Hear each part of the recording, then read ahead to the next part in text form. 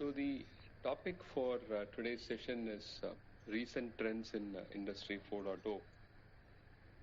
So I recall this was sometime in December 2018 when me along with a few of my colleagues, we came down to Madurai. Professor Kannan had organized a workshop on Industry 4.0. From that, if I think back, what is the progress on Industry 4.0? We'll see what are some of the recent updates. One of the big factor, obviously, is COVID-19. Right? So when Professor Uday and Professor Kannan approached me for this session, I was thinking, what has happened between then and now? Some of you might have attended that session. So we'll use that as a starting point. So why do we need this session today on Industry 4.0, recent trends in Industry 4.0? One big reason, obviously, is COVID-19. So as I keep saying, Industry 4.0 is a long journey. It is not a one-off event. It is not like getting an ISO 9001 or any such certification. It is a long-term journey which is going to take years. And there are several milestones to be achieved in it. It's not just about technology adoption. So, if you ask me very broadly, what has changed in Industry 4.0 in 2019 and 2020? Technology adoption has definitely increased a lot. We will look at all the details as we go through the session. So that's one interesting update. Technologies are becoming more affordable. We'll look at individual technologies. But two, three broad trends that continue to be there. One is that Industry 4.0 implementation continues to be at a small scale. People are still talking about. I think others have to be on mute, please. Okay. So, two, three broad trends that we notice from our study are that one is that implementation is still not happening at a very large scale. Industries are still implementing small pilots, so that trend is still continuing. One more big trend is that skills, there is still a shortage of skills. As technologies start proving what they are capable of doing more and more, whether it's 3D printing, AR, VR, 5G, all these technologies are out there, but there is still a shortage of skill sets that is felt by the industry. So coming back to the question of why do we need this session today, one more is the big Make in India opportunity, right? So our Prime Minister spoke on TV before announcing the last lockdown.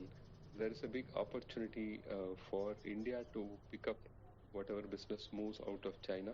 So for that, obviously, we need infrastructure, we need investments in the right technologies, we need a right ecosystem, but most important of all, we need talent.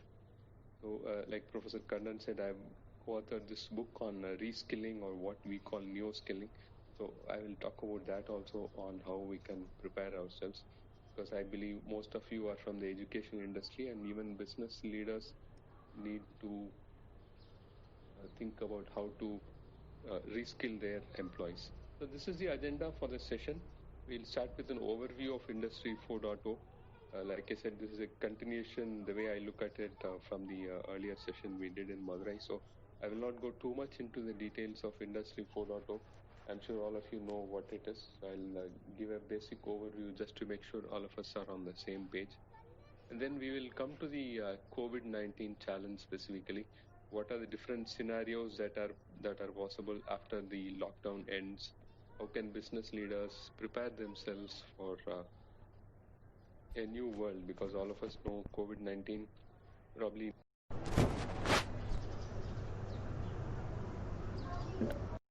it is at a global level. It is across industries. Nobody is left untouched by this. So we'll talk about COVID-19 as a challenge. And how will Industry 4.0 help? How will it be impacted by COVID-19? What can we as leaders from academia or from industry or government policymakers do to prepare ourselves for the post-COVID-19 era? And then we look at some of the trends in auto industry. Infosys Knowledge Institute, as Professor Kannan said, we are the thought leadership team within Infosys. We do a lot of market research. We are a small team of 20 people in 3 locations. So we have looked at the COVID-19 trends in very specific industries like industrial equipment, automotive, healthcare. So I will share some of our points of view on in automotive trends, since all of you are SAE members. We may not have complete proof yet because, as you know, COVID-19 is a very hot topic, and every day there is some update to it. So these are more of our points of view on where we think the automotive industry is headed from a digital transformation or a broader industry 4.0 perspective. And we will look at neo skilling or reskilling. How do we prepare our people with the skill sets that are necessary for industry 4.0? So if you ask me, among all these topics, technology is already there. It is this skill gap that is going to make a big difference between countries, because today there is competition not just between companies or organizations, but there is competition between countries on who will take a share of the pie, right? So, and then if time permits, we'll also look at some of the industry trends other than automotive, and then we'll conclude it. I have time, so if any questions come up, we'll have time for a Q&A session. So that's the agenda for the session today. Like I said, on the right side here, you see what is Industry 4.0. Basically, it is the fourth industrial revolution. It is being called by different names. The first revolution happened when steam was used to run textile machinery. The second one happened when Henry Ford used electrical motors to run the assembly line for making the Model T in the Detroit assembly lines in the US. The third wave happened, the third industrial revolution happened when programmable machines like CNC machines and robots were used by the industry. And today we are in the middle of the fourth industrial revolution. Some experts even use the term Industry 5.0, but let's not go there. We'll stick to Industry 4.0. So some people call it IT-OT convergence. So let's look at some of the broad details of what exactly is Industry 4.0.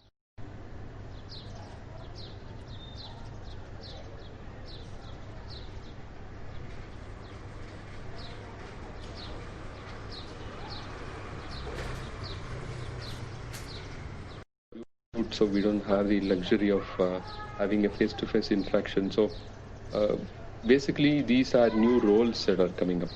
For example, there is this role called a storyteller. Now, this is not a J.K. Rowling type of role. This is actually a real role that exists. For example, if you take General Electric, which is such a respected company, there is a chief storyteller there in GE. So if you ask me, why do you need such a role? It is because businesses and products have become so complicated today. So during your annual meeting or quarterly review meeting, you have to explain to your investors, even to your employees, on why certain decisions were taken. So you can check it out. I'm connected to the chief storyteller in General Electric on LinkedIn. One more interesting role I saw in the last few days on BBC News, in fact, was contact tracing.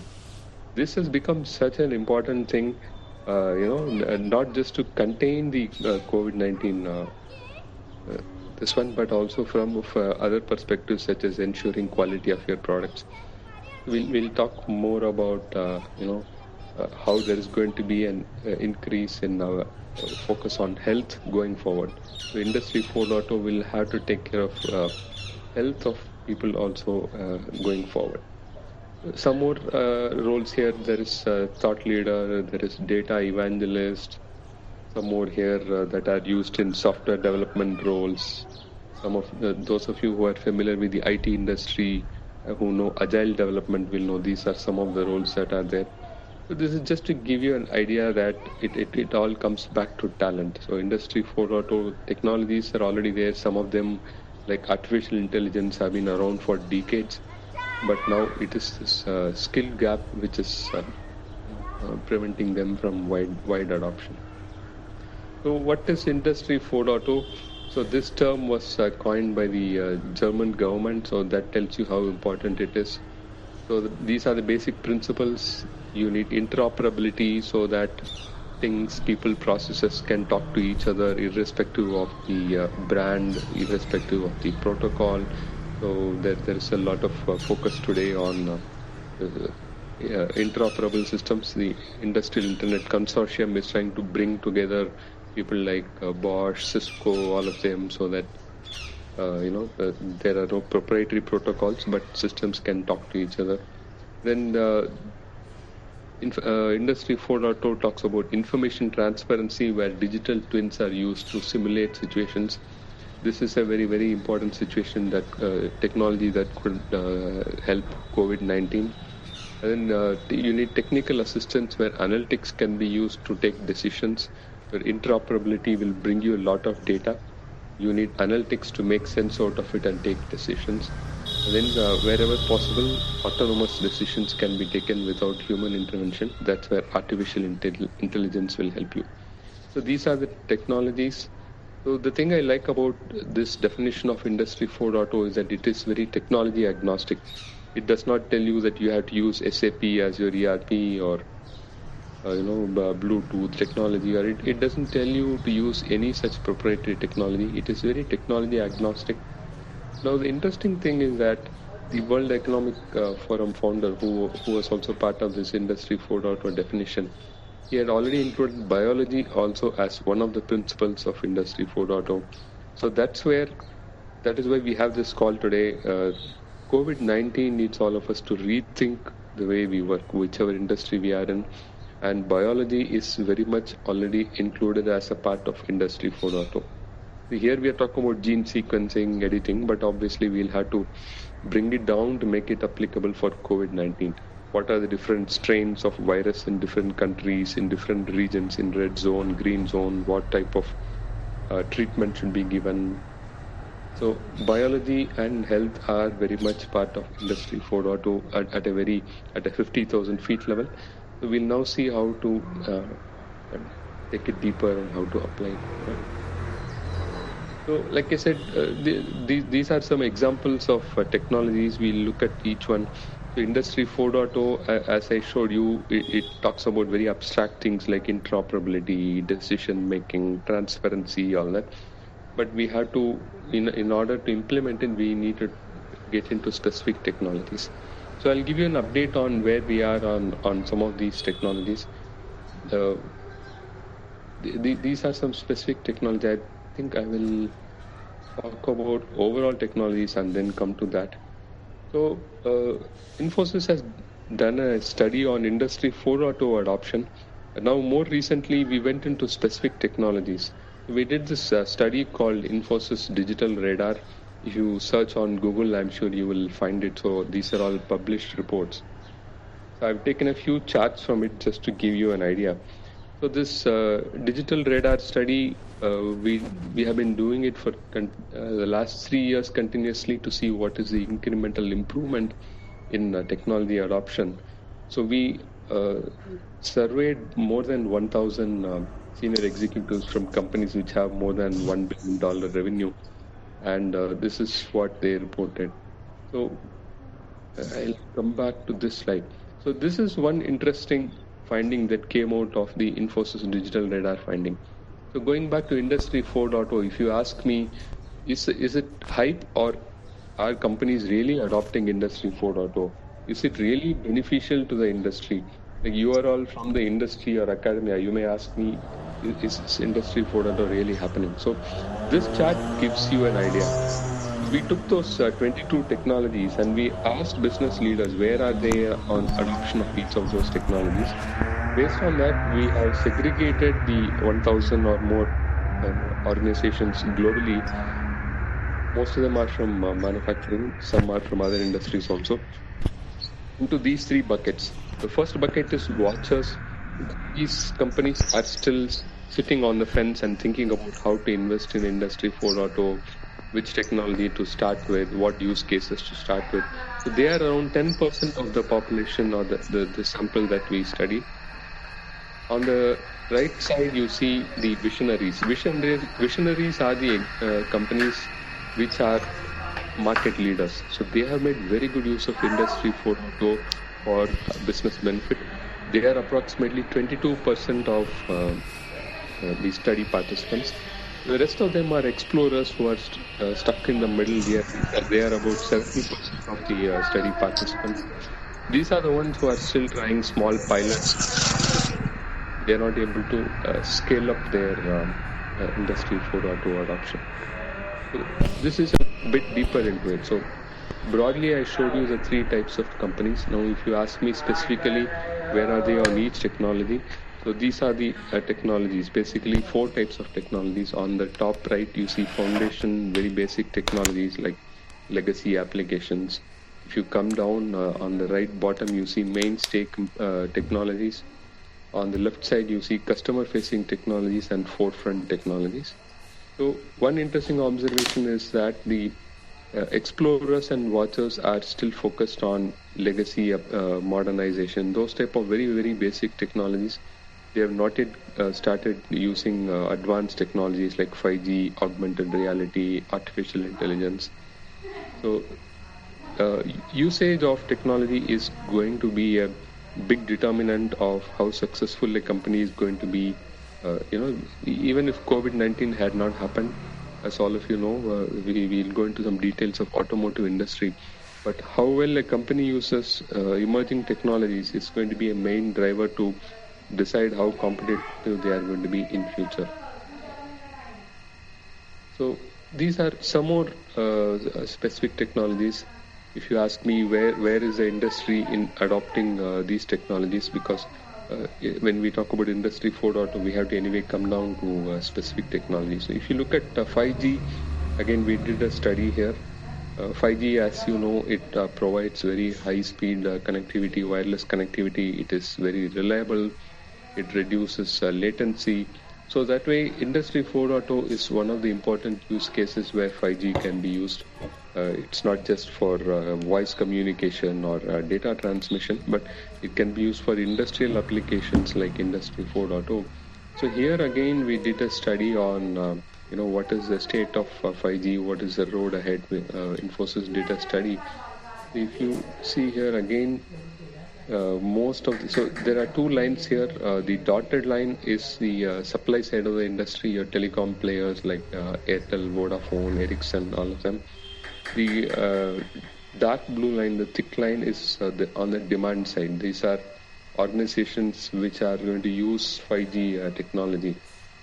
If you see where most of the organizations are, they are unfortunately at the prototype stage. Now, to add to this confusion, 5G was coming up as a very powerful technology, but I'm sure all of you would have seen in media, there is a political angle also to it. So I used to present one slide which does a pestle analysis on Industry 4.0. So what are the major roadblocks stopping Industry 4.0 adoption? It is not just talent or technology. There is a lot of political angle there, international politics at the Donald Trump level. There are environmental issues, there are societal issues. So 5G adoption, I'm sure you would have seen it. So US has come up with a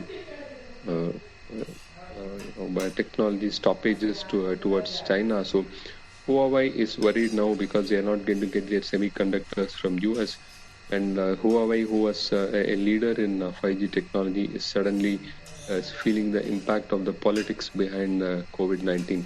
So there is this huge trade war or Cold War looming between China and the US. So that also is going to play a major role in how Industry 4.0 is adopted. So this is an idea for you on 5G. So a lot of interesting use cases have been identified. I'm sure you also are aware of it. Industry 4.0 is definitely one of them. But unfortunately, companies are still in a pilot stage. Now, with COVID-19, we don't know what is going to happen. So again, that's one of the main topic ideas behind this session. We are all going to think of how is the world going to be after COVID-19? Will Industry 4.0 be impacted? So this is a snapshot for you on 5G as a technology. Now, the other interesting technology is 3D printing. So 3D printing, as most of us know, it has been around for decades. It was what was originally called rapid prototyping. And then GE used it for very critical applications like a fuel nozzle. So today it's no longer just made out of plastic, but you have even metal applications. And it's not just an alternative for traditional manufacturing methods like forging or casting or machining, but products are getting completely redesigned or designed for additive manufacturing. You never know, it could become a course by itself. It could be a 3-credit course, or it could be a 2-3 year course itself, where very traditional products can be redesigned to make them easy for additive manufacturing. Spare parts is one more interesting thing. So this is where your aftermarket revenue comes. So Caterpillar, for example, announced last year, they announced in 2019, they said they have taken up a target to double their revenue from aftermarket from 2016 as a baseline to 2026. So I think it was around 16 billion in 2016. They want to double their revenue from aftermarket to around 32 billion by 2026. So that's where technologies like 3D printing will be very useful. They have also stated that they want to use 3D printing as a technology and move the making of spare parts as close to the vehicles as possible, which is basically your fields, right? So as you know, Caterpillar products operate in mines and in very tough environment. So they want to move spare parts making as close to the install base as possible. So 3D printing as a technology as part of Industry 4.0. Industry 4.0 is a basket of these technologies. So 3D printing is seeing very good adoption. Still that scaling part is missing, but very interesting applications. Augmented reality, virtual reality is also seeing a lot of wide adoption at a small scale, but today Google Glasses and those type of visualization technologies are becoming very affordable and common. Telecom industry is helping it. In fact, today I saw a very interesting example. A French printing company has made it a complete contactless operation to install an equipment somewhere in Asia. So this is one more area we are looking at in our research on how can aftermarket or customer service be completely made contactless, specifically for very tough industries like industrial equipment. They usually operate in tough terrains, in very remote locations that are difficult to reach. This is again in the COVID-19 context. So we are trying to reduce people-to-people contact as much as possible. So we are seeing once a product is sold, for your aftermarket segment, how can technologies like AR, VR help you offer remote service without human-to-human contact? Artificial intelligence, machine learning, this is for contactless customer service in a B2C type of context.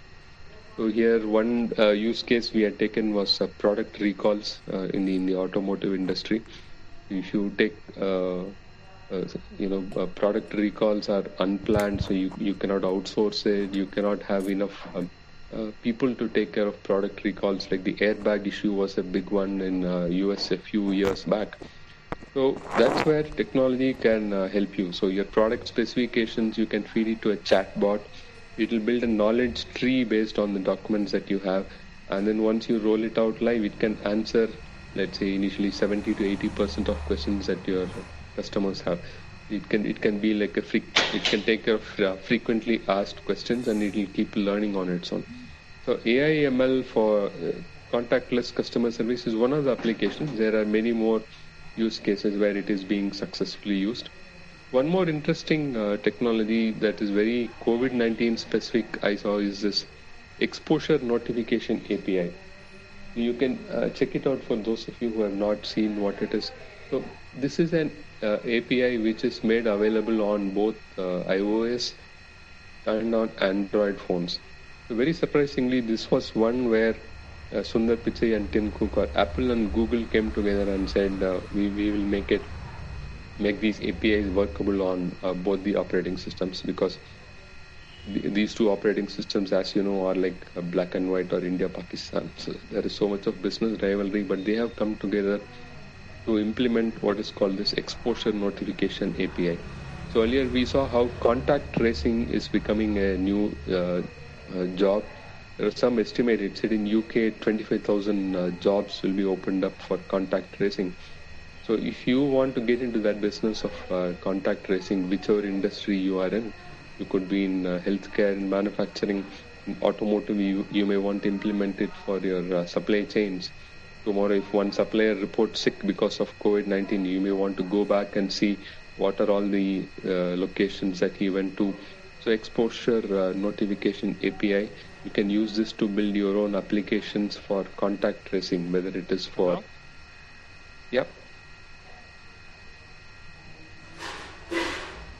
Okay, so so exposure notification API is a very recent technology, hardly a week old, that is very, very COVID-19 specific. So this is just to give you an idea on the beauty of Industry 4.0. Nobody says that this is part of Industry 4.0, but I have clubbed it together because, like I said, we are decision makers who need to decide what is the journey for Industry 4.0, what to include, what not to include. So this I thought will be an interesting example to share with you. And then very broadly, future of work.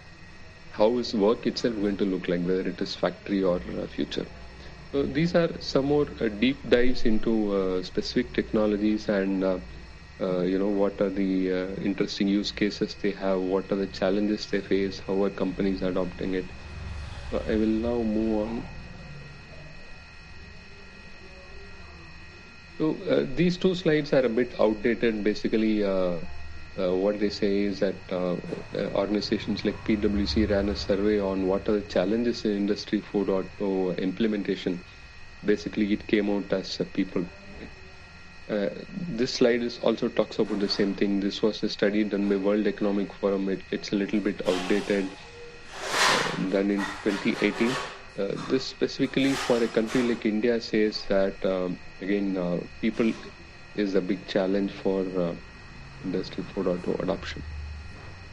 Okay, so now we saw an overview of what is Industry 4.0 so that we are all on the same page. We looked at several technologies from 5G to 3D printing, industrial IoT, right? Internet of Things, industrial Internet of Things platforms that already most companies are having it. You can call it as cover it under connected cars also. So those are common technologies. I also showed you the Infosys Digital Radar spider chart. You can always refer to it if you want to look at any specific technology like cloud or big data, where is the adoption level, you can always look at it. But I always keep insisting Industry 4.0 is not about technology implementation. We should not go for any specific technology just for the sake of implementing the technology. What is important is to be clearly aware of what is the business benefit out of doing it and then do it. So such implementations are much more successful than doing it just for the sake of adopting a new technology and just to say that we also have computer vision or we also have AI ML. So those type of implementations are not very successful in the long run. So let's come to COVID-19 now. So like I said, this is one big reason why we are having this call. So this is one way of